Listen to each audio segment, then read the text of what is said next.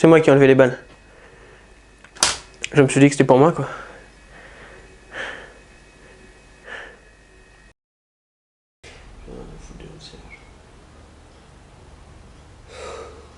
Non mais c'est pas ça, mais ça fait des années qu'on me suit déjà.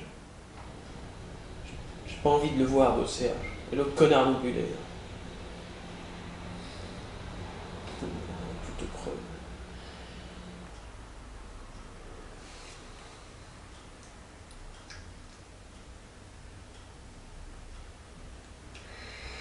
On verra.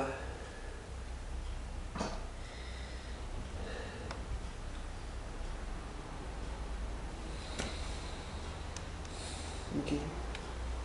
J'irai. J'irai. C'est ça. Tu vas voir.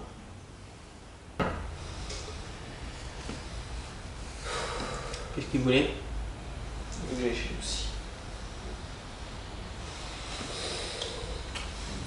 Elle vous a convaincu?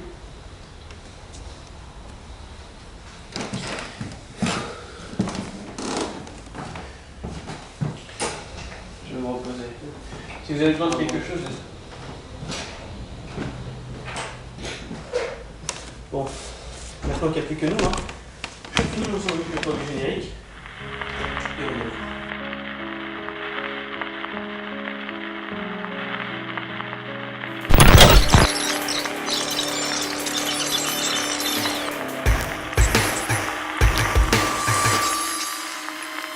Salut à tous et bienvenue dans ce second volet de Derrière les caméras. Aujourd'hui, éclair de lucidité, coup de génie, j'en sais rien, je me suis dit que j'allais vous parler du décor au cinéma. Ce sera la première émission d'une série qui abordera l'histoire des métiers, mais aussi l'histoire des techniques. Et comme le boulot de décorateur, on en a vite fait le tour, on va surtout s'attarder sur l'histoire du décor aujourd'hui. Le décor est ancestral car il existe systématiquement, et ce même s'il n'est pas régi par un décorateur. Car selon moi, du moment qu'il y a cadre, il y a décor. Ainsi, dès les vues lumière, il y a des décors et même bien avant.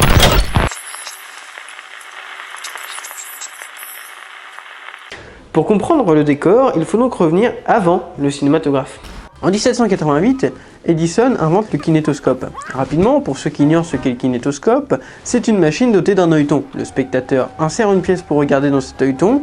Ce qu'il voit, c'est un film très court, de 10 secondes environ, projeté à l'horizontale dans un petit format.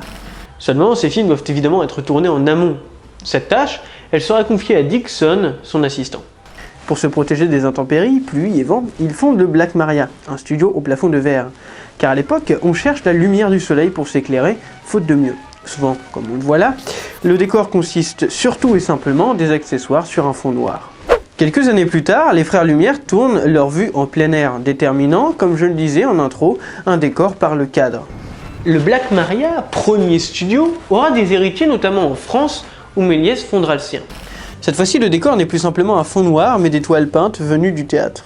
Méliès, en tant qu'homme de théâtre, réalisera des films très proches de l'Arsenic, qu'il présentera dans son propre théâtre, le théâtre Robert Houdin. La caméra est frontale et les décors et costumes sont ceux du théâtre, probablement celui de Méliès qui n'a pas eu à aller chercher bien loin. Ces toiles peintes trouveront leur place dans le cinéma. Des studios producteurs comme Gaumont ou Pathé en useront largement et n'hésiteront pas à les ressortir dans différents films. Ces studios, ils vont se démocratiser et s'agrandir. À l'époque, c'est la France qui domine le cinéma mondial. Gaumont va faire construire un énorme complexe de studios au but de Chaumont où l'on peut tourner différents films en même temps faute de son. Mais l'Italie, concurrent jaloux de la France, va imaginer un moyen de faire mieux en matière de décor.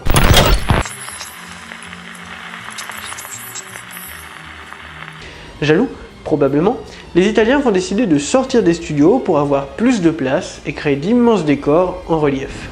Ces structures géantes sont recouvertes en staff moulé pour des films comme Cabrilla ou Covades. Notez par ailleurs mon très bel accent italien. Le but de ces grandes fresques historiques spectaculaires, outre le fait de faire de l'audience, est de se différencier du théâtre ou des films comme le faisait Méliès. Inspiré par le grandiose italien, l'américain Griffith va faire appel à Frank Wortman et Walter Hall pour créer des décors juste gigantesques. Notons par ailleurs qu'aucun décorateur n'a été crédité au film. Là, tout est grand, énorme, démesuré. La surcharge est d'autant plus impressionnante qu'un grand nombre d'éléments n'ont pas ici d'autre utilité que l'ornemental, comme ces colonnes qui ne supportent que ces éléphants massifs. Cela fait du décor de Babylone quelque chose plus proche du spectaculaire que de la véracité historique. Le film coûte très cher et c'est un échec. Mais la sortie des studios, des décors, va soulever une question importante. Vaut-il mieux employer des décorateurs de théâtre ou bien des architectes? L'histoire nous dira qu'il s'agit d'architectes. Le cinéma se détache du théâtre pour devenir un art à part entière. Ce statut, le décor le ressent également.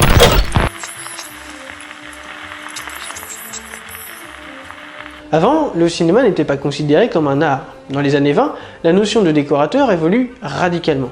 Alors qu'avant ils venaient du théâtre, duquel ils avaient importé les techniques de trompe-l'œil, ils viennent désormais des arts déco et quelquefois des beaux-arts. Dans le même temps, l'expansion des studios leur permet de faire des décors plus grands. Ils bénéficient désormais de bureaux, notamment de dessin, dans lesquels ils peuvent faire des maquettes. Ils ont également plus de moyens. Et les équipes de décorateurs se spécialisent dans la construction d'un côté, menuisier, trompe-l'œil, mais aussi dans la supervision, accessoiriste, décor extérieur. Par exemple.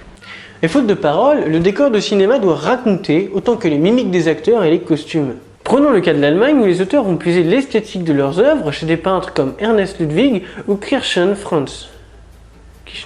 Putain, il a un nom à la con lui aussi. Kirchner Franz. Les lumières sont peintes au sol et les décors sont tordus comme dans l'exemple le plus célèbre, le cabinet du docteur Caligari de Veyne. Cela est-il le reflet d'une Allemagne encore souffrante de la guerre menée dans les tranchées ? Le décor expressionniste est fort en sens, il retranscrit souvent la tourmente, comme dans le cas du cabinet, qui retranscrit la tourmente du docteur Caligari, ou dans les Faust de Murnau. L'expressionnisme suggère une ambiance. C'est donc là un des trois types de décors de l'époque, avec le réalisme, qui par pure opposition avec l'expressionnisme me paraît bien ancré en France, et le décor historique, comme dans le film Monte Cristo. En France, justement, le rapport du cinéma aux arts est beaucoup plus tardif, mais beaucoup plus complet. C'est presque une synthèse des arts, il y a un fort rapport avec le cubisme et l'architecture moderne. Les décors sont confiés à de grands noms du monde de l'art, en architecture certes, mais aussi en art plastique. Un des fers de lance de cette synthèse des arts me paraît être Marcel L'Herbier. D'abord par sa collaboration dans l'Inhumaine sur le plan de la musique avec Darius Milhaud, faisant de l'œuvre la première bande originale du cinéma, mais perdue. Il a également collaboré avec Fernand Léger, peintre et sculpteur, céramiste, illustrateur, dessinateur, bref, artiste, ainsi qu'avec Robert Mallet-Stevens et Pierre Charot, deux architectes modernes.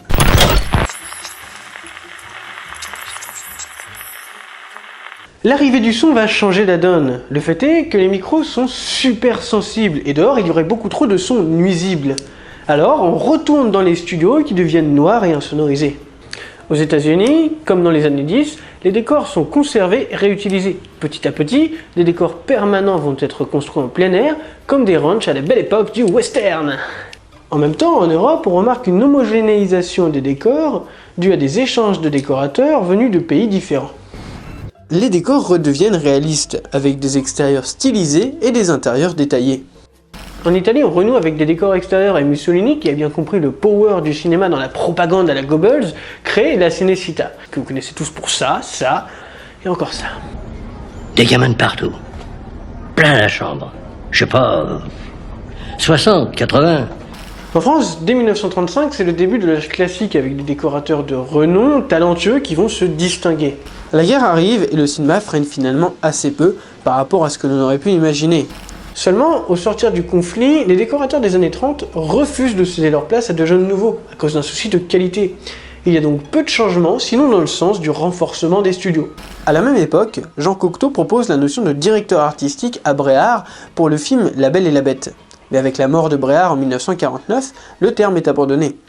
Le directeur artistique a un rôle comparable à celui de production designer, qui grosso modo est hiérarchiquement en haut du système de décor qu'il chapeaute de A à Z, maquettisme, construction et trucage, mais enfin tout cela j'y reviendrai plus tard.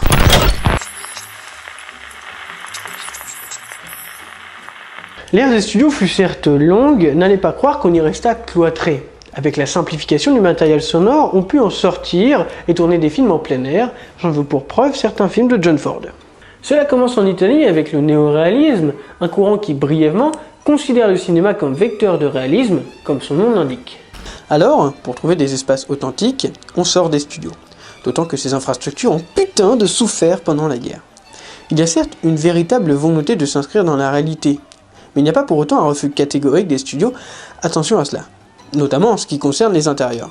On retrouve néanmoins quelques films radicaux comme Visconti qui tourne La Terre tremble dans des décors 100% réels, intérieurs comme extérieurs, et qui pousse la chose encore plus loin en engageant des acteurs non professionnels.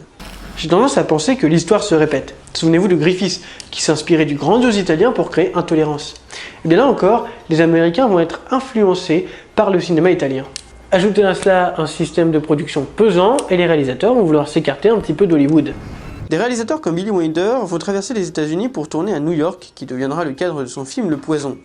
En réalité, le changement s'opère uniquement au niveau des décors, qui, réels, proposent un cadre neuf à des histoires somme toute banales. Et les tentatives de retour au studio vont être perdantes à cause d'une part de la télévision, mais aussi d'une autre part de la nouvelle loi antitrust, qui, grosso modo, interdit aux studios d'avoir leur propre réseau de salles, qui jusqu'ici avaient leur propre réseau de salles, car cela crée un monopole. On observe ainsi, durant les années 50, de nombreux licenciements. Enfin, la France. C'est la fin des années 50 et le début de la décennie 60. Le néoréalisme est dans la tête de tous les critiques, mais ce serait vraiment réducteur de penser que c'est l'unique raison de sortie des studios. La profession refuse la nouveauté, il y a une baisse de fréquentation des salles, l'âge classique touche à sa fin. Là, ceux qui connaissent un tantinet l'histoire du cinéma savent déjà où je vais en venir. Il faut également prendre en compte qu'à cette époque, des moyens de tournage légers arrivent comme la Super 8 ou l'enregistreur sonore Nagra. De jeunes cinéastes vont commencer à tourner avec des moyens dérisoires dans une course à l'économie. Ainsi, Godard, Truffaut, Chabrol, toute la rive gauche et les autres jeunes turcs vont tourner dans des décors réels et limités avec des sujets contemporains. La location des studios est, vous vous en doutez, très chère. Il y a donc une remise en cause, à l'époque, des jeunes cinéastes qui passent par un refus de l'académisme. La nouvelle vague fait du studio un choix artistique et économique, mais surtout artistique.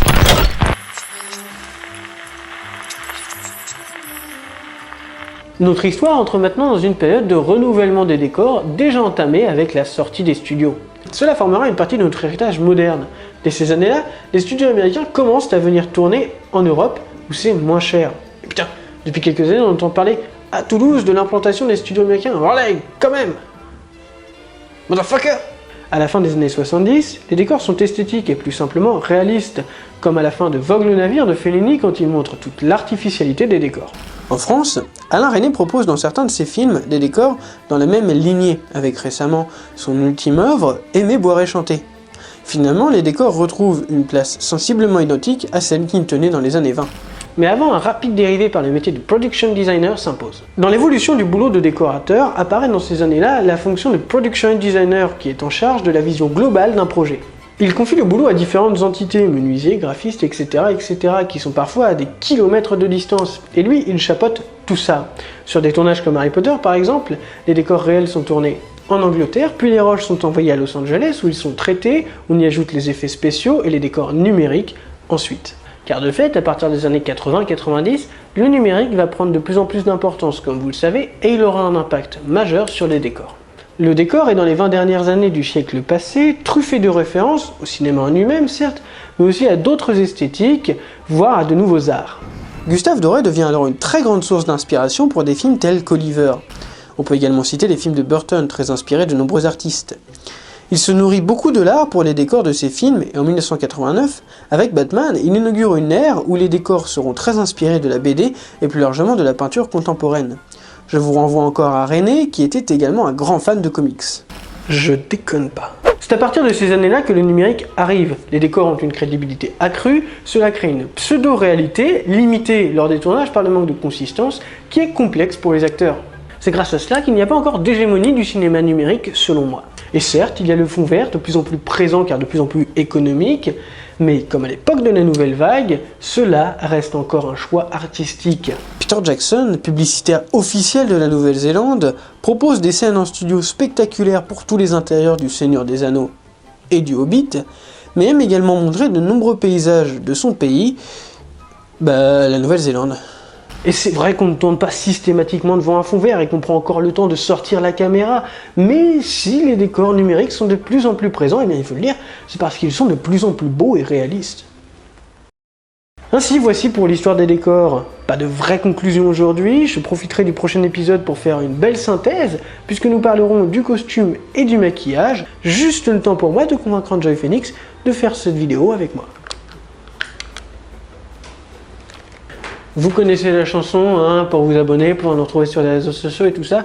Honnêtement, je crois que je ne le dirai plus. Je laisserai les onglets en lien, mais je le dirai plus. C'est vrai que partager, c'est très important. Un pouce en l'air, ça fait plaisir, mais un partage, ça permet de faire connaître la chaîne et vous êtes les seuls.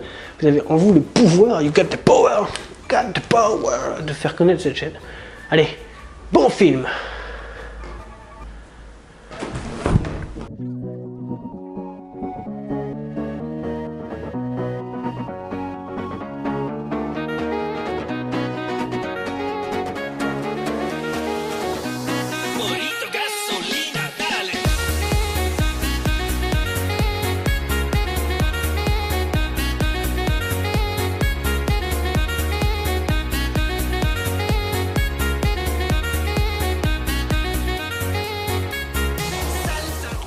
En vrai, je pense super mal, putain.